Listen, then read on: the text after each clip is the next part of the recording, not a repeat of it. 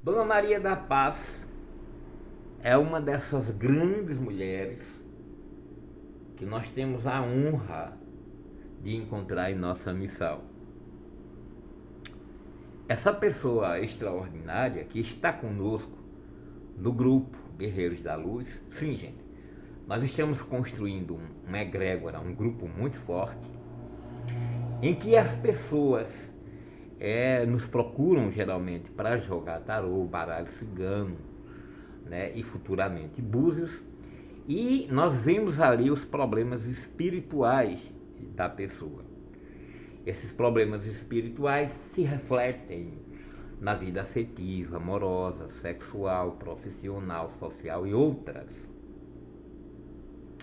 E então, quando nós vemos esses problemas na vida da pessoa, nós dirigimos ou ofertamos a ela um trabalho de cura espiritual. Esse trabalho é feito sob o fundamento da obra, da grandiosíssima obra de Rubens Saraceni. Para trabalhos de banimento, de espiritualidade e exorcismos, para obsessões espirituais profundas que implicam no desequilíbrio emocional de determinada pessoa, da sua pessoa, do seu familiar, do seu amigo, do seu bem-querente, do seu amor, para trabalhos de magia que foram feitos de amarração ou de separação amorosa, nós utilizamos ervas sagradas, pedras sagradas, velas sagradas, frutas e pós, como nos foi revelado através do segundo maior médium da América Latina, como nós já falamos, o Rubens Saraceni. Então é um trabalho todo feito sem utilização de egé. Nós não utilizamos sangue de forma alguma. E online, ou seja, você pode estar tanto aqui em nosso Pernambuco, em Brasil, ou no exterior. Nós fazemos os trabalhos que você assiste online. Então você vai obter as benesses das curas espirituais, dos trabalhos espirituais online. Você vai assistir, porque você vai estar no grupo conosco. Então, a Dona Maria da Paz, ela foi um pai santo, e o pai santo falou para ela, deu alguns preceitos. Não se deve tomar banho com sabão da costa. O banho de sabão da costa, que é o sabão negro, foi inventado pelos negros nos 300 anos de escravidão que aqui passaram, porque não havia sabão Palmolive, Johnson Johnson e outros. Então o negro sabia como fazer aquele sabão da costa e utilizava, né? Mesmo porque é trabalhado com ervas medicinais. E disse a ela que ela só deveria tomar banho de sal grosso ou fino, né, uma vez por mês. Assim, imagine uma criança que vai jogar búzios com o Pai Santo ou procurá-lo para um trabalho espiritual. Ele disse que você só deve tomar banho de sal, né, de água salgada, uma vez por mês, e aí você mora de frente para a praia, não é? E sinceramente, não existe nenhuma lógica nesse preceito, mesmo porque a Maria da Paz foi lá como cliente. Então esses preceitos inócuos, essas bobagens que são colocados por mentores espirituais de certa casa e de paz de santos, que nos envergonham deveras. Mas não só é somente isso, não é somente essas coisinhas bobas. Se você está iniciando sua vida espiritual, como um dia há 30 ou quase 40 anos atrás eu iniciei a minha vida, em determinado momento você vai ter que buscar o consolo do jogo de búzios. Você vai querer saber quem é o seu santo, né? E aí nós teremos 3 santos, que é o de cabeça, o adjuntor, a estrela. E você vai jogar para você e seu marido. Eu gosto de observar que no passado, quando eu digo há 30, 20, 25 ou mais anos atrás, quando o Pai Santo aqui era Pai Dario, quando ele jogava um jogo para o Filho de Santo, ele não dizia exatamente para aquela pessoa ali que estava se iniciando qual eram os seus santos. Ele passava aquela pessoa para uma segunda pessoa, um filho de santo seu jogar. E essa segunda pessoa jogava para a terceira. E se batesse com o que o Pai Santo dizia, era que se falava para aquelas pessoas, né, para aquela pessoa, para aquele iniciado, quem era o seu santo. Então, se você vai, como eu falei, a primeira vez buscar aí o consolo do Babalorixá, do Babalaô, ele pega as contas de Búzios, né? Ele vai pegar as contas de Búzios, deixa eu ver aqui, 16 ou 22, depende se for búzio de santeria, né? Vamos utilizar esses búzios. O búzio de santeria é utilizado em Cuba por 80% dos cubanos e convive tranquilamente com o culto de Ifá, não tem nenhum problema. É com o jogo de Ifá que utiliza-se de 16 contas de búzios. Então, quando você joga hoje em dia, aí já sabe o seu santo e você já vai iniciar, você já quer iniciar. Não, eu descobri que eu sou um baru, no meu caso eu sou um baru, eu tenho um Xangô com Exu, já vou iniciar ali. Só que quando, uma semana depois, você joga com outro Pai Santo, vai dar outro santo na sua cabeça. E se você jogar daqui a um mês, vai dar outro santo, né? E você então percebe que pode acontecer, você foi iniciado em determinado santo, e quando você muda de casa, o Pai Santo diz, ó, seu santo foi feito errado. Ou pior, você vai jogar pela primeira vez, você está se aproximando de uma casa de santo, existe uma obrigação para você dar para o seu orixá.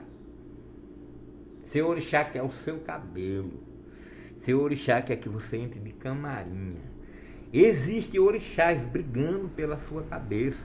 São dois orixás brigando pela sua cabeça.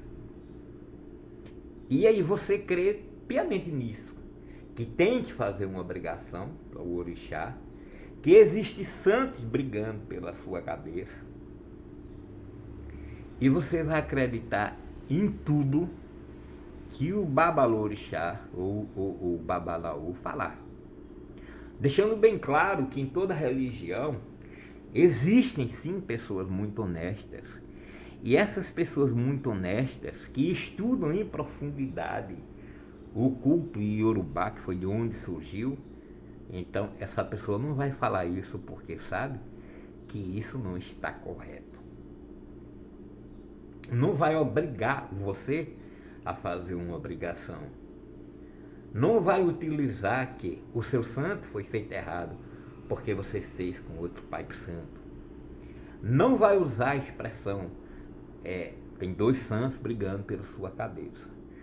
Se você quer entender o porquê, nós estaremos fazendo um curso que eu pensava em já passá-lo no dia 20 de janeiro, mas a gente vai bem mais para frente, né? Porque vocês precisam passar por aqui, vocês precisam comentar, você precisa deixar o seu like, que é para o YouTube, né, entender que o que nós estamos fazendo aqui é relevante. Você vai comentar, né, você vai curtir, você vai partilhar e quiçá você nos procure para fazer aí o seu jogo. Por enquanto a gente vai utilizar os búzios somente a partir de fevereiro, né? Nós estamos relembrando as caídas de búzios que aprendemos com a grande mãe Santa Azário Gladê e outros pais santos extremamente honestos aqui de Pernambuco, e também através de nossos estudos em profundidade. Vamos fazer um curso, você vai participar, se você estiver em tratamento conosco, seja o tarô, o baralho cigano, né, e futuramente os búzios está em tratamento conosco, então você vai entrar em nosso grupo, Orixás Trono de Deus, que é o segundo grupo. O primeiro que você entra é Guerreiros da Luz. onde está toda aquela gente boa que acredita em nosso trabalho, né, que está crescendo e que vai crescer porque você também vai participar, né? Então, a posteriori, você entrará, assim que nós abrimos o curso, em Orixás, Trono de Deus, e você vai saber toda a verdade sobre orixás. O que são orixás, de onde vêm, né? Que história é essa de briga por sua cabeça? Que história é essa de obrigação que tem que fazer de toda forma? Que história é essa de santo feito errado na sua cabeça? Quem de fato, como foi que surgiu Pombagira? Nós vamos saber muita coisa sobre o sincretismo.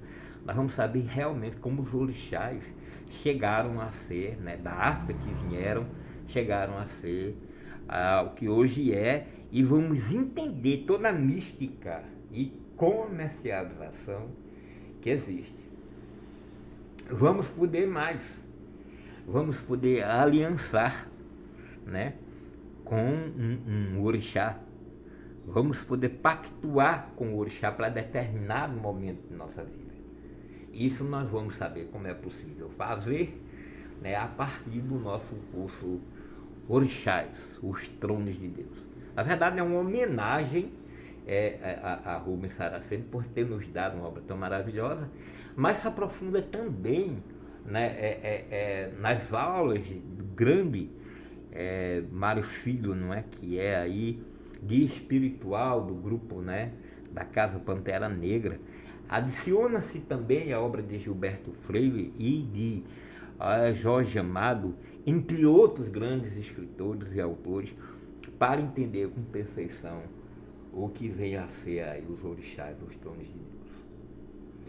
Para isso, nós estamos criando esse movimento, Sagrada Magia Universal, SMU, né, para apresentar a você a verdade das coisas, né, para sem extorquir a você, lhe ajudar realmente a resolver seus problemas de ordem espirituais, materiais e outros. Então nós vamos conversar sobre a Sagrada Magia Universal. É importante, repito, que você deixe seu like, seu comentário, que você partilhe, né? E toda vez que nós viermos falar sobre Sagrada Magia Universal, nós vamos utilizar este formato, que é esse formato vertical, para que nada em derredor, né, da minha pessoa lhe chame a atenção e você perca, porque a mente é muito evasiva e nós estaremos olhando olho no olho. Outros temas nós vamos fazer, né, em horizontal mesmo. Nós vamos falar sobre muitos temas aqui no nosso canal em horizontal mesmo, como pé de YouTube. Porém, o YouTube também está se adaptando aos novos tempos, né, como acontece com o Instagram, que utiliza na verticalidade os nossos vídeos. Vamos falar sobre o que é a Sagrada Magia Universal. Para entendermos a Sagrada Magia Universal, nós precisamos acreditar que existe uma divindade suprema. Essa divindade suprema vai ter diversos nomes. Se nós adentrarmos os Vedas, e nós faremos isso nesses estudos, se nós pegarmos o Bhagavad Gita, o Srimad Bhagavatam, né, então nós vamos ver que existe ali uma trindade. Nós teremos Brahma como criador desse universo fenomênico. Nós teremos Vishnu como seu controlador. E nós teremos Shiva como o destruidor. Segundo os Vedas, o Srimad Bhagavatam, o Vishnu, e nós vamos encontrar aí no Krishna Book, que nos foi trazido a lume, né, por Srila Prabhupada Maharaj, do qual eu fui devoto, do qual durante 4 anos fui discípulo. Nós podemos entender que, segundo o Krishna Book, que é o 10º canto do Srimad Bhagavatam, em que fala aí, né, dos passatempos do Senhor Krishna. A suprema divindade, Vishnu, brincava, se divertia no seu mundo espiritual com as suas golpes, né, são 108 golpes, e com seus amigos pastoris. A divindade, que é chamada de Madhava, ela gosta, ou Gopinaka, ela gosta de vacas, ela gosta de bichos, de animais.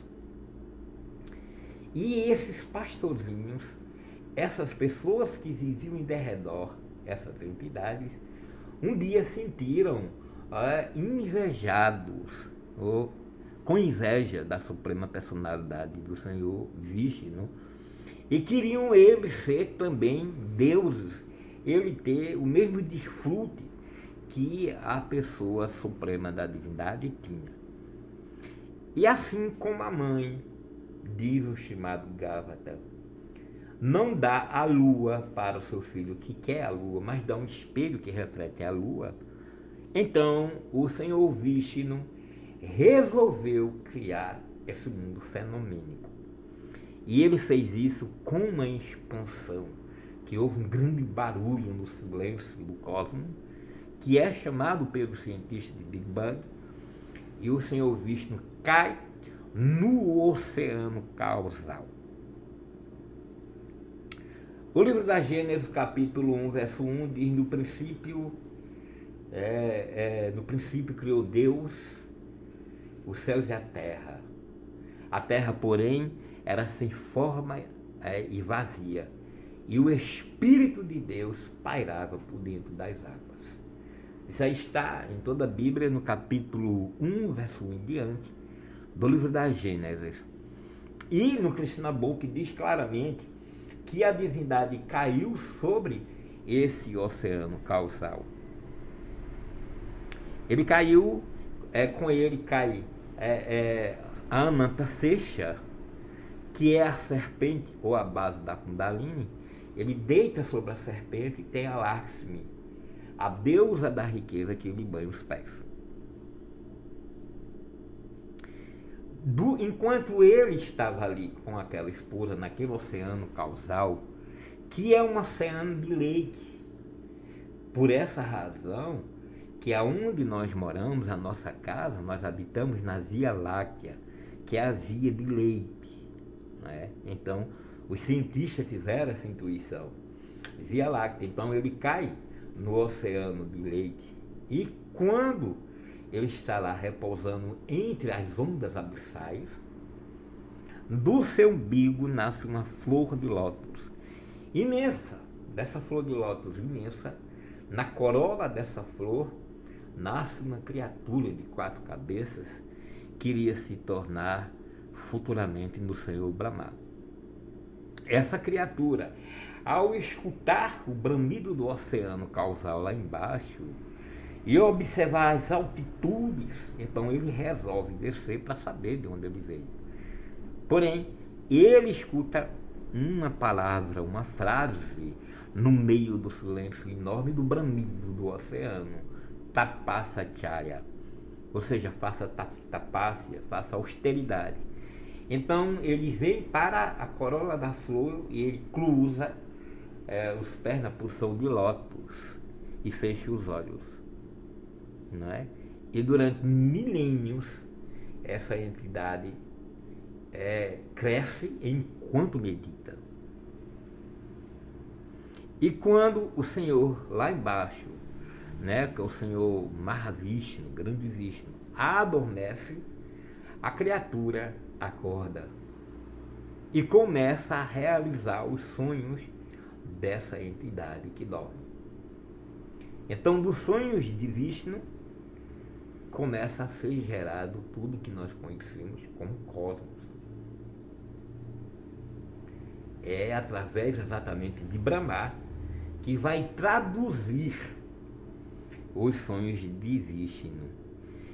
E a Lures vai nascer o Senhor Shiva, né? Porque enquanto o Senhor Brahma está acordado, o Senhor Vishnu dorme. E quando o Vishnu acaba no Manvantara universal, na grande destruição do universo, então acorda também o Senhor Vishnu, o Senhor Shiva, que dança no Monte dos Himalaias e destrói todo o oceano que nos é dado conhecer. O Bhagavad Gita vai dizer exatamente isso, que o Senhor, e nós vamos depois fazer leituras aqui a respeito do Gita, que o Senhor vai de encarnação a encarnação, você terá muitas encarnações nesse oceano, né, nesse mundo causal, e de todas as formas ele nasce. Ou seja, até no capo de mendigo, a divindade amorosa derrama seus tesouros. E nascerão, pois, do Deus Supremo, né, que vem Rama, Buda e tudo mais, que são os grandes avataras, né, os Mahavataras, que são as grandes apresentações dessa divindade. E é muito interessante, hoje fica muito mais fácil de entender isso, porque o Jair Bolsonaro participou de uma reunião que estava no exterior. Ele estava lá com óculos, né, esse óculos virtual, e aqui do Brasil ele participou de uma grande reunião, né, utilizando aí o metaverso. O avatar dele estava lá. Enquanto ele estava aqui na mesa, o avatar dele estava lá discutindo e participando dessa reunião. Para mim ficou muito fácil entender essa questão de expansão e de avatar. O Senhor, a divindade continuou onde está, mas os seus avatares, né, ou seus bonecos, as suas representações, continuam trabalhando no oceano causal, né, no mundo fenomênico. Então, em todos os cantos do planeta, desse mundo, vai ter divindades a valer, né? Então não vai ficar um só povo sem sua divindade. Japoneses, chineses, indianos, né? Depois israelitas, né? Entre outros, iria ter os israelitas, iria ter a grande divindade que é chamada, né, de Jeová, que é um Deus que cabe na Kabbalah, que cabe no Torá, que cabe no Talmud, né? Essa divindade aí, mas ela é diferente da outra divindade, que também é Deus, que vai gerar dentro de si os fabulosos, encantados orixás. Nasce, pois, justamente do ventre da divindade extraordinária, da divindade original, o Olodumare. É como diz alguns, Olodumare, né? Eu gosto de dizer Olodumare, eu acho mais poético. Olodumare, diferente de Oxalá e de Obatalá, é a divindade suprema do panteão africano. Então, eu quero que vocês observem isso, né? Os maometanos irão chamar os chineses e os seus deuses de bárbaros, e estes poderão chamar os israelitas e o seu Deus, Jeová, de bárbaros, né? Eles terão culturas e preceitos diferentes, mas todos os caminhos dão a Roma. E todas essas avataras da divindade é a divindade só, com diversas máscaras, com diversas tonalidades, com nomes diferentes, né? Você hoje em dia pode assistir na Rede Globo, né? É necessário ver de novo, né? Na parte da tarde. Você vai ver um ator atuando numa novela e de repente você vê à noite atuando em outra novela com outro nome e tudo mais. Então a divindade suprema ela vai interpretar o seu papel na África como Lorum, o Olodumare, que não é o Xalá nem o Batalá, né? O Xalá iria ser, como por exemplo Jesus, iria ser sincretizado como Jesus. Mas o Olodumare é a divindade suprema. Jesus iria dizer e nos ajudar no pensamento: quem vê a mim vê o Pai, mas o Pai é maior do que eu. E o Batalá, né, e Oxalá poderiam dizer a mesma coisa. Quem vê a mim vê o Pai, mas o Pai é maior do que eu.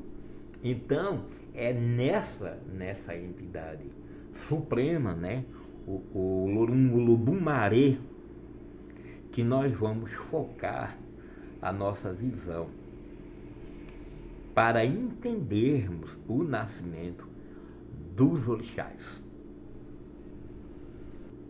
Porém, isso nós vamos ver em nosso curso, mas é necessário a gente dizer que essas fagulhas de Deus têm a sua polaridade, tanto positiva quanto negativa. Então, quando você pega a Kabbalah judaica, você vai ver que há a árvore da vida. E aí se você tem o livro Anjos Cabalísticos, de Mônica Bonfrígio, você vai ver que tem o seu anjo, tem ali o anjo contrário, e que ela não dá o nome. Quando você pega a árvore da morte, porque Mônica Bonfrígio só trabalha com a árvore da vida, você vai ver a árvore da morte, que é justamente o lado contrário, né? O anjo contrário, que é justamente a parte que nós chamaremos de Goécia. Então, haverão tantas magias quanto os papéis da divindade, não é? Haverá a magia cigana, a magia goécia, a magia lilitiana, né? a magia branca, né? que é conhecida a mesa branca, a magia divina de Rubens Saraceni, e tudo isso cabe dentro dessa condensação que nós estamos fazendo, que é justamente a sagrada magia universal. Nós queremos o seu bem-estar, nós queremos o seu crescimento, nós queremos a sua cura, nós queremos que você amorosamente, fisicamente, etc., esteja em pleno desenvolvimento, né? E curtindo a vida, né? E gostando da vida com o que a vida tem para lhe oferecer de melhor, sabendo que enquanto você está gozando esta vida, curtindo essa vida com a intensidade, você também será livre, né, daquilo que diz que você na vida futura também não poderá ser feliz. Então nós nos aprofundamos muito ao Corão, Bhagavad Gita, Bíblia, os textos gnósticos antigos e de Samael Aum Veor. Nós nos aprofundamos na obra de Srila Prabhupada, Yogananda Maharaj, Allan Kardec, entre outros, para trazer para você a sagrada magia universal. Iremos contar segredos, mas acima de tudo, a verdade sobre muitas coisas. Então, quando nós viermos nesse formato vertical, você se prepare, né? Fique diante do seu celular, né? Coloque o seu fone de ouvido e escute com atenção, porque nós vamos falar sobre o segredo de muita coisa, do que está acontecendo, do que está para acontecer. Vamos falar de profecias, dessas invasões alienígenas, vamos falar de muita coisa. E em nosso curso vamos conversar somente sobre os orixás, os tronos do Deus vivo. Meu nome é Zanon Vizir e você está no canal O Ocultista. Deixe seu like, seu comentário, nos ajude a crescer e cresça junto com a gente.